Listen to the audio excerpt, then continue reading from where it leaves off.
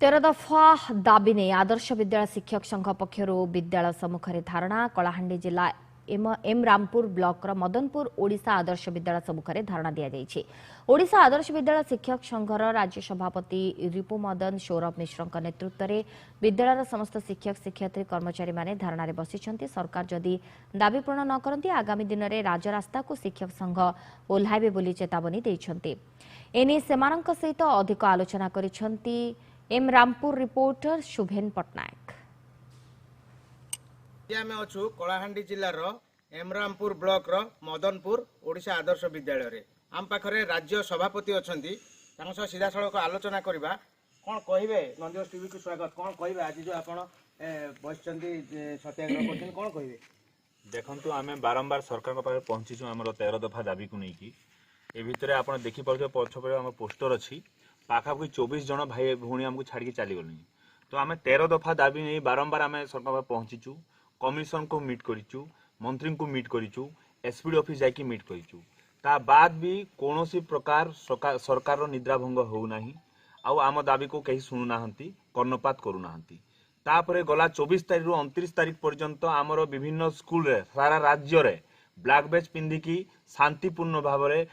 सांबादिक रूप में आंदोलन करिचु स्कूल सामने आधा घंटा बसिकी स्कूल आवर पर आंदोलन करिचु प्रत्येकटा एमएलए को मीट करिकी आमे आम दुख जनइचु ता बाद भी कहीं आम कथा सुनलिनी सेथिपई सरकार जो चिरनिद्रा रे सोई जाई कि आम कथा सुनु नाहंती आमे सेटा चिंता कलु जे अंततः गोटे दिन पई उपवास व्रत एवं अहोरात्र माने हमरो उपवास रही कि गोटे रात पई आपण भाबुचंदी कि उपवास करिके आपण जदी एठी जदी प्रतिवाद करिवे ताले सरकार कोन आपण कथा सुनिबे देखंतु एटा होची गांधी को देश गांधी सदा बेले आत्मर प्यूरिफिकेशन सोल रो प्यूरिफिकेशन रे माने बहुत बिलीव करिथांती ता बाद तांको कहबा माने गांधी को मार्ग को हम जे देखिबा ताहले मन परिवर्तन को बहुत दृढ़तार सहित गांधी तांको जीवन रे नै आइछंती आ से बापू को हमें विश्वास करी आमे भी एटा चिंता करूचु जे सत्याग्रह पथर आमे जाई आमे काले सरकार मन परिवर्तन करबा सफल हेबु तो सही चेष्टा आमे करूचु जदि ता बाद भी न होची आज एठी स्कूल सामने सत्याग्रह करूचु काली जदि आम दाबी पूरण न हुए ताले राजरास्ता रे आसंता 8 तारिख आमे सत्याग्रह पुणी थरे बसिबु। अपन तो शुणुथिले जहाँ राज्य सभापति कहते आम पाखे आउ जड़े आदर्श विद्यालय शिक्षयित्री अच्छे सहित पचारि बुझा कौन कहे आप जो बस सत्याग्रह कर 10 वर्ष है आम माने स्कूल माने बहुत डेडिकेशन रे काम करी आसछु किंतु एबे जाय हमको सरकार माने